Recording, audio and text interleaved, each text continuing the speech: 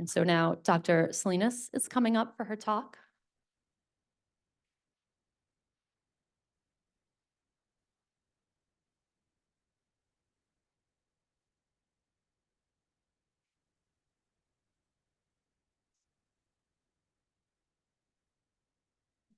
And thank you, Dr. Forbes, for going over the genetics of Huntington and some of the science that's going on. I'm going to continue on that vein and talk about other research trials that have been completed or are currently ongoing and some that are enrolling.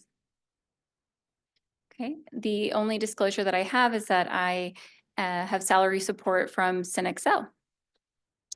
All right, so these are the trials that I'm going to go over. Luckily, I don't think we overlapped much, Dr. Forbes, so we planned well.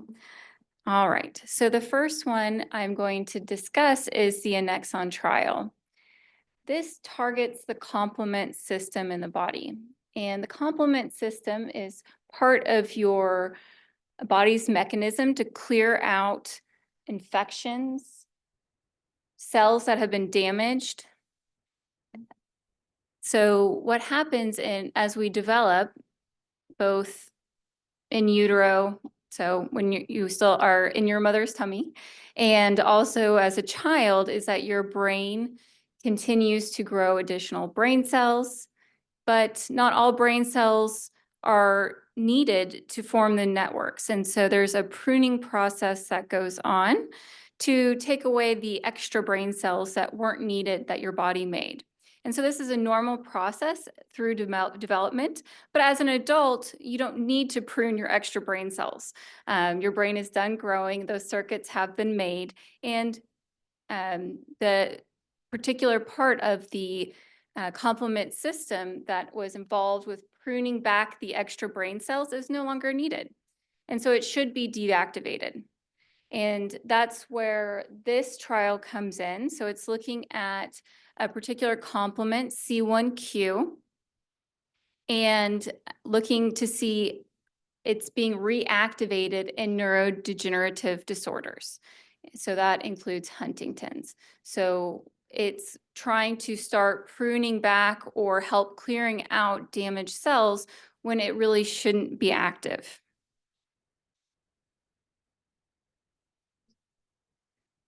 Okay. So it's been shown that there are higher complement levels in the spinal fluid of HD patients. And it also goes along with the severity of disease. So the image on the left, you can see the different stages of Huntington's. So as the years go by, individuals will develop more and more symptoms of Huntington's, motor impairment, cognitive impairment, and then chorea. And so we try to designate these different time points as pre-symptomatic, prodromal, and then manifest HD, having symptoms early, moderate, or advanced. And so then when we have this knowledge of the different stages, you can look at the different complement levels and see that really compared to healthy controls in blue, that individuals with early manifest and moderate manifest or moderate amount of symptoms have significantly increased levels. So this looks like a good potential target. All right. So the diagram on the left again shows the complement C1q, and you can see that there's a bunch of C's scattered in different colored circles below that. And so the C1q triggers a cascade of inflammation and attacks on your own body cells, and in this case with Huntington's, brain cells. And so it does it in a variety of different ways. So it will attract other immune cells to come to the area to help clear out damaged cells. And it can also destroy the kind of membrane or outer coating of a brain cell. All right.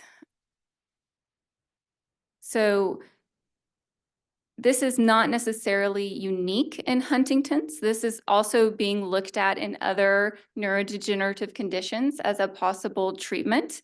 As you can see, both for ALS, commonly known as Lou Gehrig's disease. Okay. So there was a 24-week trial enrolling 28 subjects looking at pre-manifest and early manifest, and looking at the safety and tolerability. Again, just like Dr. Forbes mentioned earlier, the phase 1 of these types of studies is primarily looking at safety. Now, their secondary endpoints, they do sometimes look at efficacy. And so they're looking at to make sure that patients have lower complement levels, that their idea of reducing this complement activation cascade is working. All right. So this is some information. It's kind of a busy table about the patients in this Annexon trial. And so it's showing that compared to all patients, and then the TRACK HD is more of a natural history cohort. And so you can see that they are similarly matched, as well as having similar research scale scores. So the total functional capacity, the composite UHDRS. And so the different groups are very similar. So we can also test to see if they have would have similar results or improvement in their scores.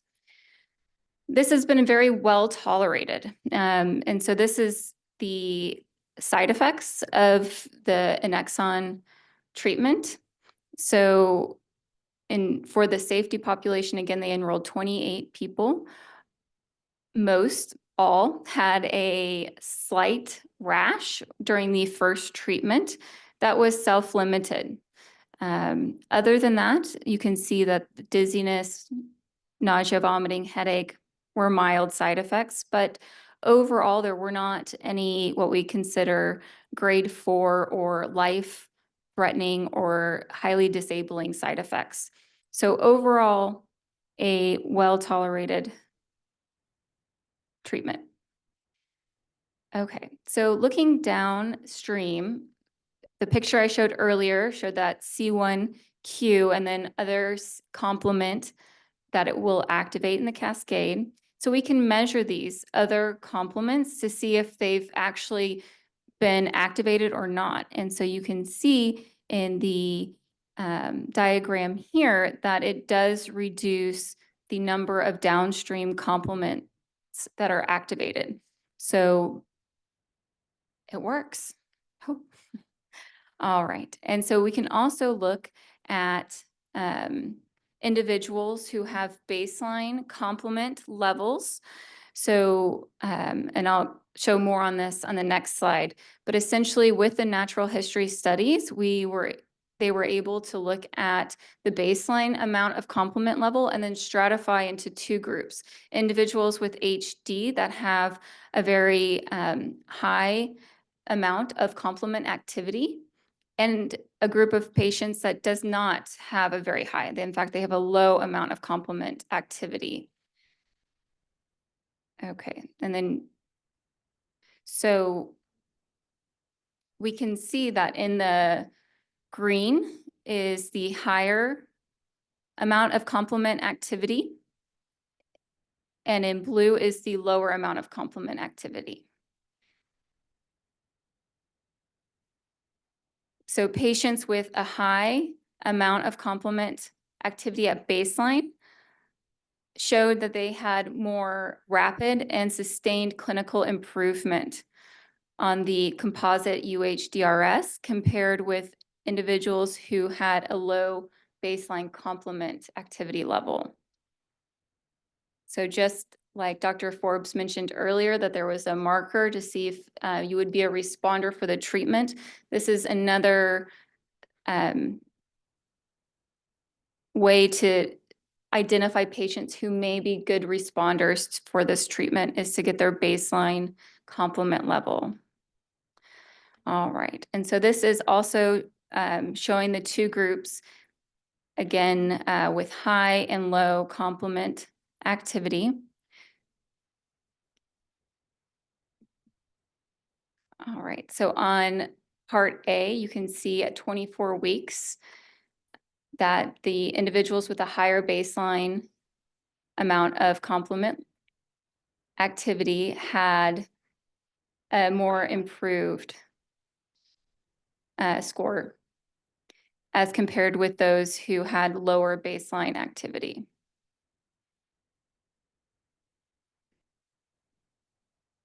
All right.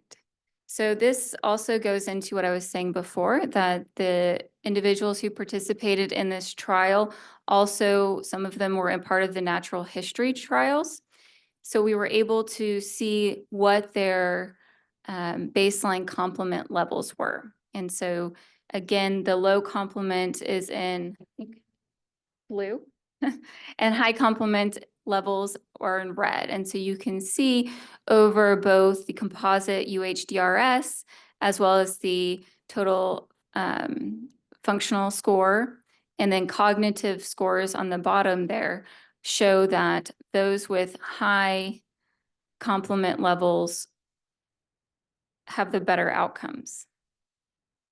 So we're hoping that treatment with Annexon appears to slow the rate of decline of HD, both in motor and cognitive scales. All right. So again, this is a well-tolerated treatment, and with this being non-unique to Huntington's is a promising treatment strategy for other neurodegenerative conditions. Clearly, finding out the patients who have a higher amount of baseline complement would be helpful to know that they would have a good response to this treatment. And we're still waiting for the company to start larger phase 2-3 studies. All right. So we're going to go on and talk about Proof HD, which studied a compound pridopidine. So this is a small molecule investigational drug.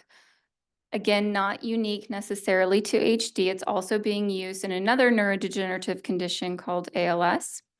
And the nice thing with this medication is that it's oral, so you don't have to have a infusion or intrathecal treatment. And so it works by binding to sigma-1 receptor or S1R. We'll go ahead and talk about that here. So this is a receptor that is expressed in brains, and it has an important role when the brain is stressed or damaged to help kind of rescue those brain cells. And so activation will lead to decreased brain cell death, increased health of the brain cells, and promote the circuitry to be viable and continue functioning as it's intended. And so with the activation of this receptor through many different ways, it can help as a neuroprotective agent.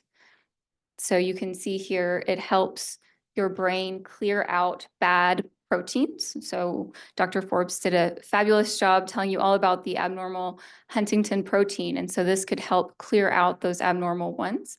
It makes sure that your brain cells produce enough energy to carry out the normal functioning.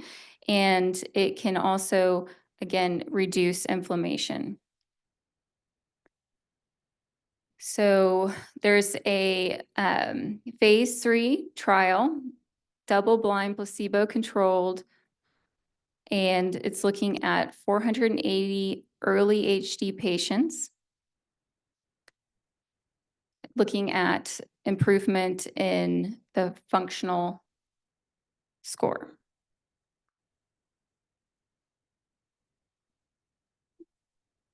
So this is just some information, probably a little too detailed for what you want to know, but looking again at the total functional capacity making sure that we're actually improving patients' lives with the treatment and not just finger tapping size. And also looking at different areas that we track with Huntington's, not just motor function, but also cognitive function as well. And interestingly, before the trial started, they wanted to look at three different populations of patients. So one group of patients were not on any medications that would block dopamine. So that's considered a neuroleptic. And then also they were not on medications to treat chorea. And so both neuroleptics that block the dopamine receptor and medications for chorea like VMAT2 inhibitors that reduce the dopamine levels. So the reason I'm going into that in just a minute is that it actually makes a big difference on the response to this treatment. And so this is the tolerability and safety profile. You can see that it's actually pretty much the same as placebo.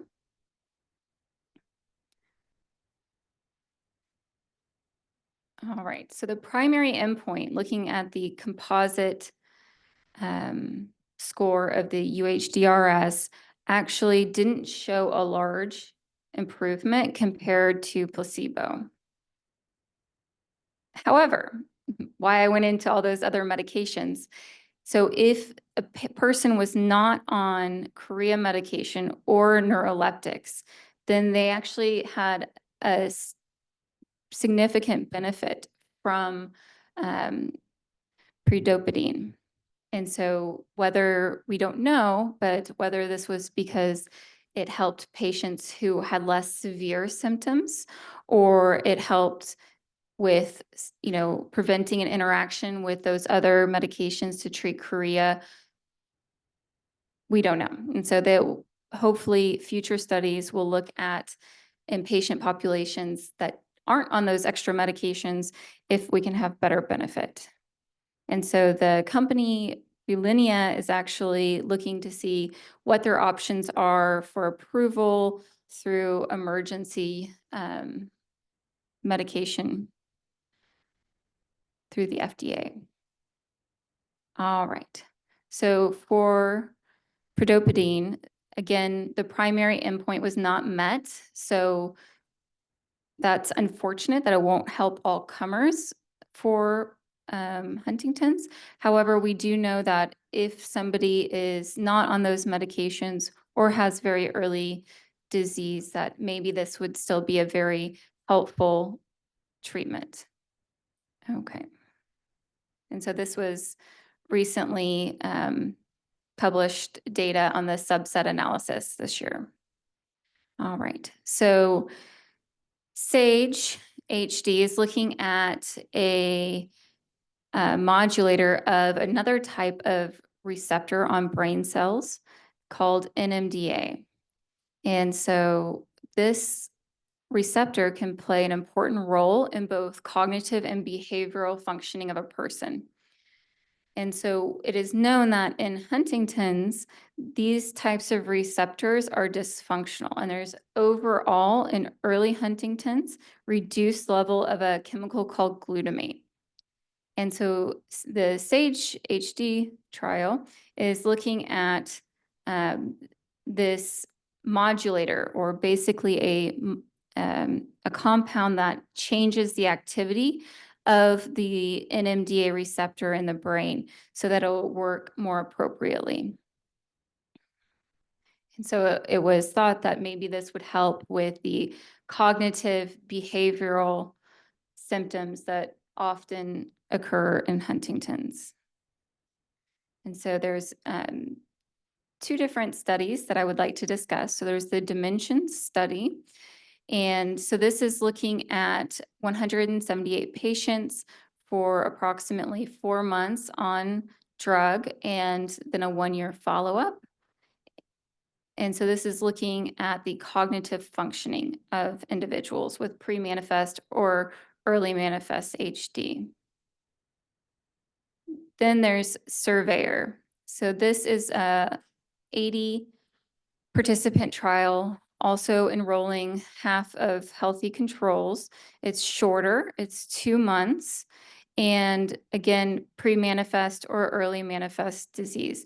This is looking at cognition again in Huntington's. Interestingly, this one has some unique testing, and so they have a virtual reality driving simulator, and that we are able to see in terms of a much more functional importance for a patient as opposed to the total functional capacity or finger tapping, things like that. And so the results from Surveyor were announced by Sage Therapeutics just this past June. The study was not designed or powered to find if it had an actual statistical significance between the product and placebo. However, it did show that what we know is that the composite cognitive scores that they looked at for HD patients were much more impaired than for healthy controls. And hopefully we'll be looking at additional studies for this compound. All right. So we're going to move on to another way of trying to get Huntington's proteins kind of knocked down. So this one is looking at, it's Ask Bio, and it's looking at the role of a particular type of cholesterol in the brain. So cholesterol is important for making up the cell membrane. So that's the outer layer of brain cells. It also is very important in the brain circuits. So when the brain cells are talking to each other, it helps to release the chemical signals. Also very important for cell function. So this is probably going back to high school science for most people, but the mitochondria is the powerhouse of cells and makes energy.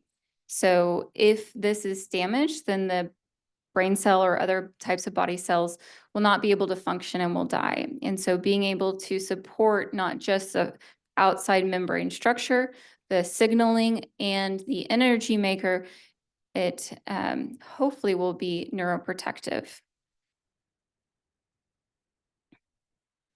All right. So with this slide, you can see that disturbances in brain cholesterol are thought to contribute significantly to neurodegeneration. And again, this is not necessarily unique to Huntington's, but one of many targets, as you've seen today. So you can see that without the regular function of brain cholesterol, excitotoxicity means that your brain cells are firing and working too hard, that eventually that's harmful to the brain cell itself and others that it's connected to in the circuits.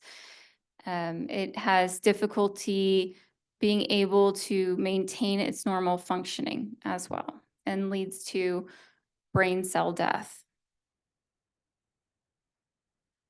Okay, so the particular cholesterol that was being studied in Ask Bio is a 24-hydroxycholesterol.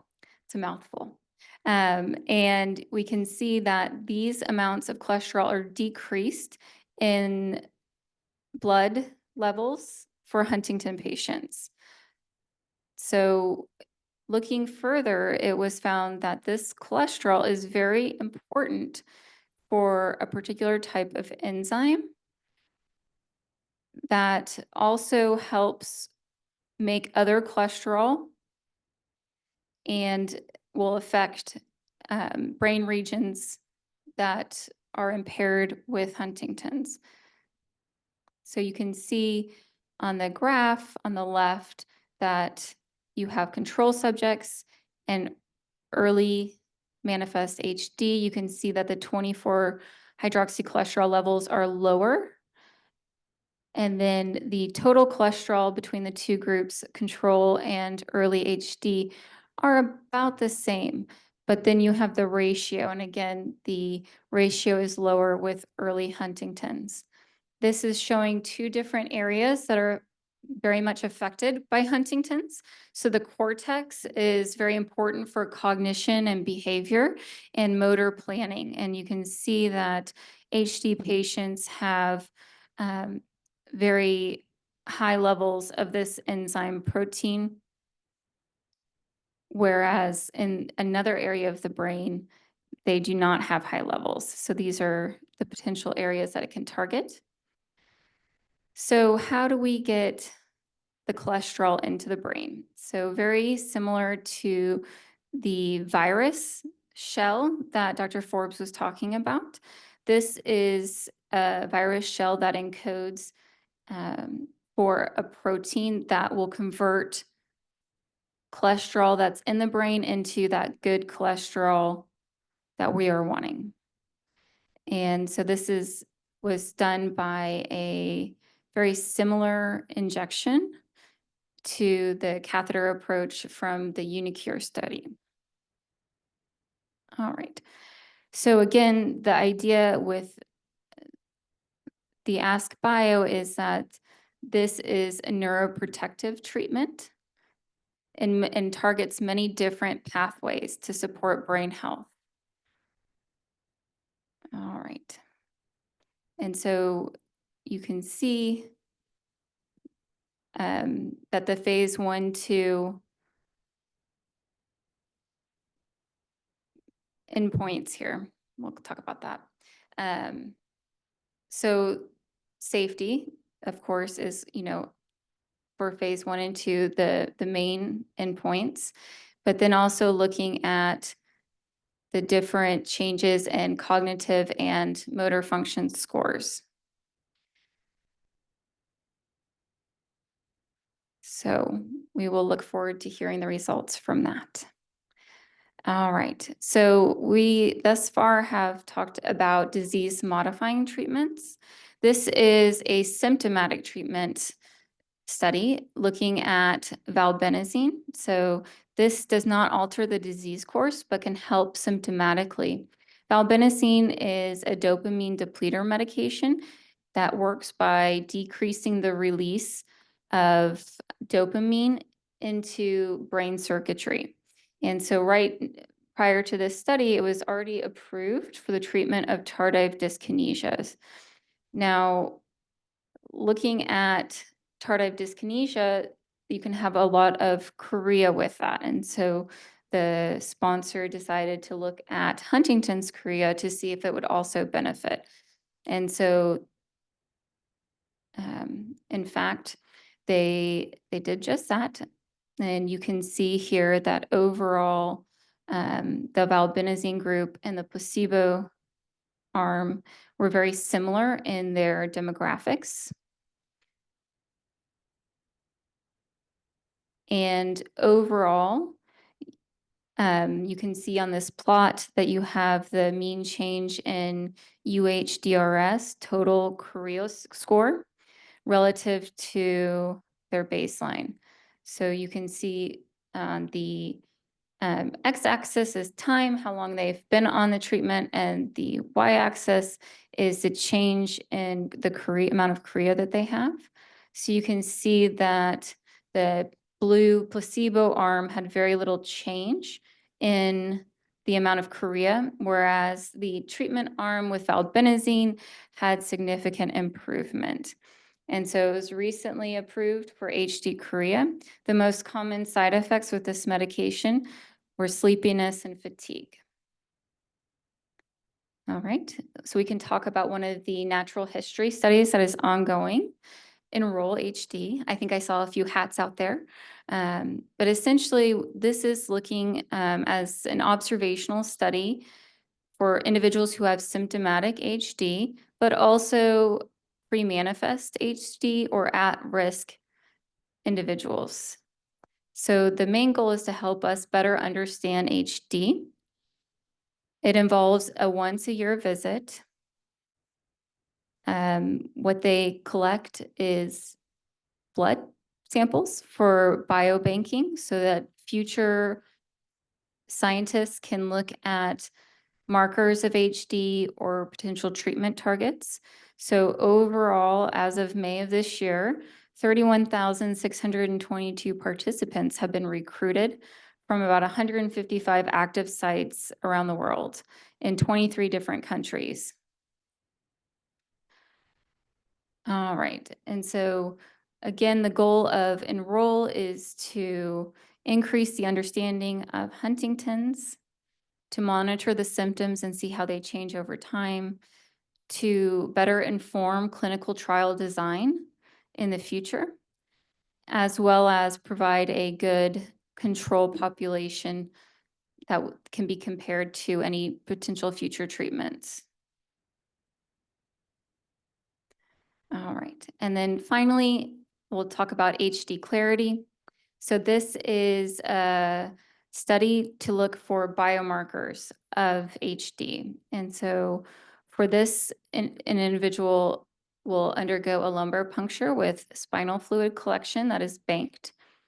And also with the spinal fluid, individual scientists or companies can request access to, again, develop novel treatment strategies. And so this is still ongoing. So why should someone have interest in participating in a clinical trial?